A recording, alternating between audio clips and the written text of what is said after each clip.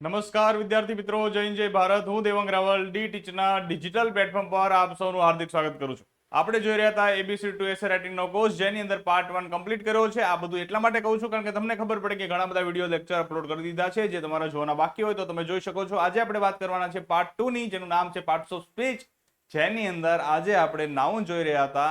એમાં જોવાના છે સિંગ્યુલર, પ્લુરલ, નાઉન. એનો આ ત્રીજો વિડીયો છે અને આની અંદર આપણે જોવાના છે ઓલવેઝ સિંગ્યુલર રહેતા નાઉન એન્ડ ઓલવેઝ પ્લુરલ રહેતા નાઉન. કે અમુક અમુક નામ એવા છે કે જેનું હંમેશા બહુવચન જ હોય, એનું એકવચન ક્યારે થાય જ નહીં. ઘણા નામ એવા છે કે જેનું હંમેશા એકવચન જ રહે, બહુવચન ક્યારે થાય જ નહીં. તો આજે એના વિશે વાત કરવાની છે. તો ચાલો શરૂ કરીએ. સૌથી પહેલા વાત કરીએ ઓલવેઝ પ્લુરલ, હંમેશા બહુવચન રહેતા નામો. તો ઘણા નામ એવા છે કે જેનો હંમેશા બહુવચનમાં જ યુઝ થાય છે. શેમાં યુઝ થાય છે? બહુવચનમાં જ યુઝ થાય છે. કેમ બહુવચનમાં જ યુઝ થાય છે? કારણ કે છે જ બહુવચન. આ નામ છે, નામ જ પોતે બહુવચન છે, તેનો યુઝ બહુવચનમાં થશે. ફોર એક્ઝામ્પલ તમે અહીંયા જો, અહીંયા લખ્યું છે પેન્ટ. તો પેન્ટ હંમેશા બે ની પેરમાં આવશે, ખ્યાલ આવે છે? બહુવચનમાં જ આવશે. ત્યારબાદ છે શોર્ટ્સ, ત્યારબાદ છે ટ્રાઉઝર એટલે લેંઘો. જો આ બાજુનો ભાગ ભાઈ અને આ બાજુનો ભાગ, તો બે છે ને પેર, એટલે હંમેશા બહુવચનમાં જ આવશે, ખ્યાલ આવે છે? આગળ જોઈએ બાયનોક્યુલર્સ એટલે દૂરબીન.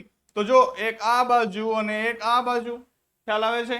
એટલે બહુવચન. આ નામ હંમેશા બહુવચનમાં યુઝ થાય. ક્લિયર?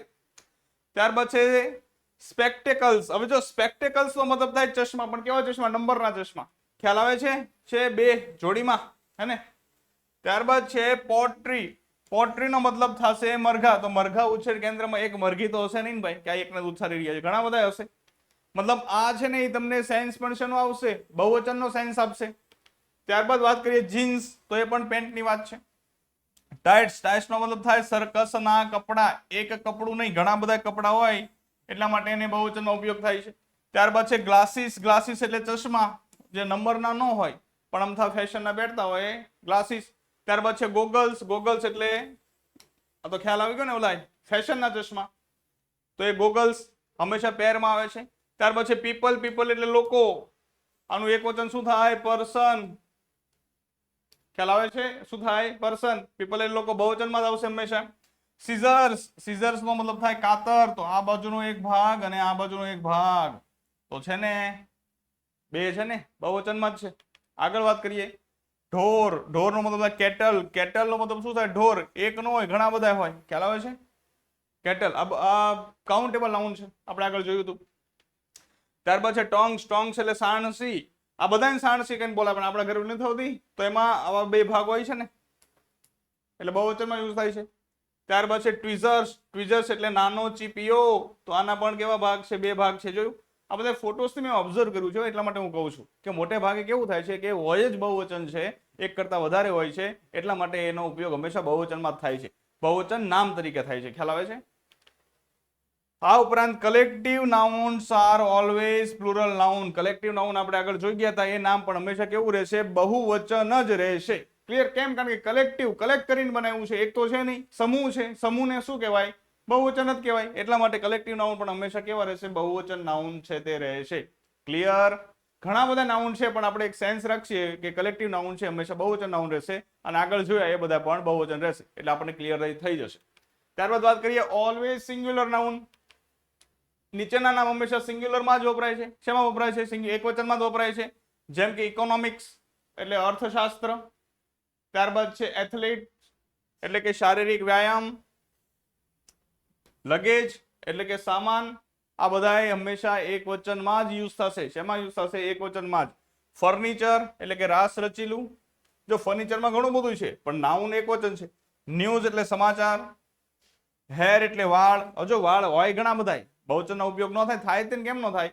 પણ તમે સમજો કે આનો ઉપયોગ એકવચનમાં કેમ થશે? કારણ કે એક વાળ હોય તો એને હેર કહેવાય, અને 1000 હોય તો એને શું કહેવાય? હેર જ કહેવાય. ખ્યાલ આવે છે? હેર્સ ન કહેવાય, હેર જ કહેવાય. એ પછી વીગ અને વિક્સ અલગ આવે. મારી પાસે ઘણી બધી વિક્સ છે, જો. ઓકે, ચાલો સમજી ગયા. પ્રોગ્રેસ. પ્રોગ્રેસ એટલે પ્રગતિ. ત્યારબાદ છે વર્ક. વર્ક એટલે કામ. ફિઝિક્સ એટલે ભૌતિક શાસ્ત્ર. આ બધા હંમેશા કેવા આવશે? એકવચન જ આવશે. બિલિયાર્ડ્સ એટલે પુલ ટેબલની રમત છે, બિલિયર્ડ્સ. અહીંયા છે એડવાઇસ, એડવાઇસ એટલે સલાહ. આ નામ છે, આ વર્બ છે ભાઈ. નાઉન આનું શું થશે? ADVICE થશે. શું થશે? CE. S નહીં આવે, અહીંયા શું આવશે? C આવશે. કેમ? કારણ કે ADVISE કરો ને તો આ થઈ ગયું વર્બ. શું થઈ ગયું? વર્બ. આનો મતલબ થાય સલાહ આપવી, કામ કરવું, એક્શનમાં. અને એડવાઇસ નો મતલબ થશે ખાલી સલાહ. ક્લિયર? ત્યારબાદ છે જિમ્નાસ્ટિક એટલે કે વ્યાયામ. તો આ બધા કેવા નાઉન છે? એક વચન નાઉન છે. મેથેમેટિક્સ, જેટલા સબ્જેક્ટના નામ છે જેની પાછળ એસ આવે છે એનો મતલબ એવું નહીં સમજવાનું કે બહુવચન છે. ખ્યાલ આવે છે? ફિઝિક્સ, મેથેમેટિક્સ, ઇકોનોમિક્સ, જિમ્નાસ્ટિક્સ આ બધાની પાછળ એસ આવે છે તો બહુવચન નથી, બધા એક વચન જ છે સબ્જેક્ટના નામ. ત્યારબાદ છે પોલિટિક્સ, જો રાજકારણ એક વચન છે. ત્યારબાદ છે ડેમેજ, ડેમેજ એટલે નુકસાન, આ શું છે? એક વચન નામ છે.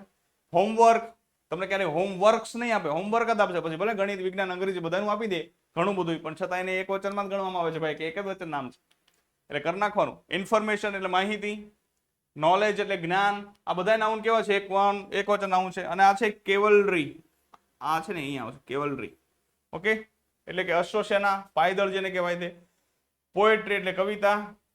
ઇશ્યુ એટલે મુદ્દો, કોઈ પ્રશ્ન હોય તો એ પણ કેવું છે? એક વચન નામ છે. મિસચીફ એટલે તોફાન, આ પણ એક વચન નામ છે. ફ્યુલ એટલે કેટલા બધા તોફાન કરે છે તો એ એક વચનમાં જ ગણાશે. બરોબર ભાઈ? ફ્યુલ એટલે બળતણ, ઈંધણ. ઇન્ફેન્ટ્રી એટલે પાયદળ, અહીં ઓલું અશ્વદળ હતું, આ છે પાયદળ છે. પછી સ્ટેશનરી એટલે એનો મતલબ થાય સ્થિર અથવા અચલ. અને ઓફસ્પ્રિંગ નો મતલબ થાય સંતાન. આ બધા કેવા નામ છે? એક વચન નામ છે. એટલા માટે યાદ રાખવાના છે કારણ કે આ પૂછાય છે. આને યાદ રાખવા માટેના કોઈ નિયમ નથી, બસ આપણે યાદ રાખવાના છે. પરંતુ તમે એ બાબત નોટિસ કરી શકો કે આપણે જે આગળ નાઉન જોયા હતા ને એબ્સ્ટ્રેક્ટ નાઉન, એ એબ્સ્ટ્રેક્ટ નાઉન છે એ બધા કેવા નાઉનની અંદર આવે છે? એક વચનમાં આવે છે. આ ઉપરાંત મટીરિયલ નાઉન જોયા હતા એ પણ શેમાં આવે છે? એક વચનમાં આવે છે. હવે અહીંયા શું કીધું છે કે નીચેના નામ હંમેશા સિંગ્યુલરમાં જ વપરાય છે. ચલો, બેગેજ સામાન, શ્રીનરી એટલે દ્રશ્યાવલી, રાઈસ એટલે ચોખા. બરોબર? આ ઘણા બધા છે પણ એનો મતલબ એક જ વચન થશે. જેમ કે ફર્નિચરનો મતલબ શું થાય? ટેબલ, ખુરશી, લેમ્પ, કેટલું બધું આવે ફર્નિચરમાં, પણ ફર્નિચર નામ કેવું છે? એક વચન નામ છે. ખ્યાલ આવે છે? એમ રાઈસ એટલે ચોખા, ઘણા બધા ચોખા આવે એની અંદર, દાણા ઘણા બધા આવે પણ નામ એક વચન છે એટલા માટે હંમેશા સિંગ્યુલરમાં જ વપરાશે. ત્યારબાદ જો એબ્યુઝ એટલે દુરુપયોગ કરવો, એક વચનમાં આવશે. ક્યારે? જ્યારે નામ તરીકે વપરાય ત્યારે. બેડિંગ એટલે પથારી, એક વચનમાં આવશે. પથારીઓ પાથરી દીધી છે એવું ન હોય ને, ચાલો બધાની પથારી પાથરી દીધી છે એવું કહેવાય ને, એટલા માટે એક વચનમાં. સિનેમા એટલે ચલચિત્ર, ખ્યાલ આવે છે ને? ચલચિત્ર, આ એક વચનમાં આવશે. ત્યારબાદ છે ટેલિવિઝન એટલે દૂરદર્શન, એક વચનમાં આવશે. મેગેઝિન એટલે સામયિક, આ પણ શેમાં આવશે? એક વચનની અંદર જ આવશે. ક્લિયર થાય છે ને આ બધી બાબતો? ઓકે, ચલો ડન. આગળ જોઈએ કે દેખાવમાં બહુવચન છે પરંતુ એક વચન નામ. જો દેખાવમાં એ બહુવચન લાગે પણ નામ એક જ વચન છે. જેમ કે અહીંયા આપ્યું છે જિમ્નાસ્ટિક્સ, તો પાછળ એસ એટલે આપણને એમ થાય બહુવચન છે પણ એક વચન નામ છે, મતલબ થશે વ્યાયામ. આની સાથે રૂપ પણ એક વચન જ લાગે. ખ્યાલ આવે છે? વર્બનું કયું રૂપ લાગે? એક વચનનું રૂપ જ લાગશે. કઈ રીતે? એ જ્યારે આપણે વર્બના લેક્ચર ઉપર જઈએ ને ત્યારે હું શીખવાડીશ કે નાઉન પછી પ્રોનાઉન શીખીશું, ત્યારબાદ વર્બ ઉપર જશું. તો આ સમાચાર એક વચન નામ છે. મેથ્સ એટલે કે ગણિત, જો દેખાવમાં બહુવચન છે પણ એક વચન છે. જો સ્ટેટિસ્ટિક્સ, આંકડાશાસ્ત્ર. એથ્લેટિક્સ, શારીરિક વ્યાયામ. સમન્સ, હાજર રહેવાનો હુકમ, અદાલત છે સમન્સ પાઠવે ને એ. ત્યારબાદ છે ઇનિંગ્સ, ઇનિંગ્સ એટલે પાળી, કેટલી ઇનિંગ્સ રમો છો? તો ઇનિંગ્સ આપણને એવું લાગે કે બહુવચન નામ છે પણ એક જ ઇનિંગ રમતા હોય તો એને એક જ ઇનિંગ્સ કહેવાય. ખ્યાલ આવે છે? એટલા માટે. ફિઝિક્સ, ભૌતિકશાસ્ત્ર. એથિક્સ, નીતિશાસ્ત્ર. આગળ જોયું તો ઇકોનોમિક્સ. પછી આ છે ગેલોવ્સ, ગેલોવ્સ નો મતલબ થાય ફાંસી. આ છે ને આ ફાંસીનો ફંદો, એ ગેલોવ્સ. ત્યારબાદ છે ઇકોનોમિક્સ, અર્થશાસ્ત્ર. મેથેમેટિક્સ, મિકેનિક્સ, મિકેનિક્સ એટલે યંત્ર વિજ્ઞાન. શું છે? યંત્ર વિજ્ઞાન. તો આ બધાય નાઉન કેવા નાઉન છે? એક વચન નાઉન છે. આ ઉપરાંત અહીંયા આપણને કીધું છે કે આ એબ્સ્ટ્રેક્ટ નાઉન જે છે આપણે આગળ જોઈ ગયા તે, અને આ મટીરિયલ નાઉન છે જેને આપણે આગળ જોઈ ગયા તે, આ પણ ફરજિયાત કેવા નાઉનમાં ગણાશે? એક વચન નાઉનમાં જ ગણાશે. અને એની સાથે ક્રિયાપદનું કયું રૂપ લાગશે? એક વચનનું રૂપ જ લાગશે. ક્લિયર થાય છે ને? તો હવે આની પ્રેક્ટિસ માટે તમે ડીટીચ ઉપર સ્પેશિયલ ઇંગ્લિશના ફોલ્ડરની અંદર 10,000+ MCQ સિરીઝ આપી છે, ત્યાં જઈ પોતાનું નોલેજ છે તે તપાસી શકો છો. I hope you like this video. Thank you.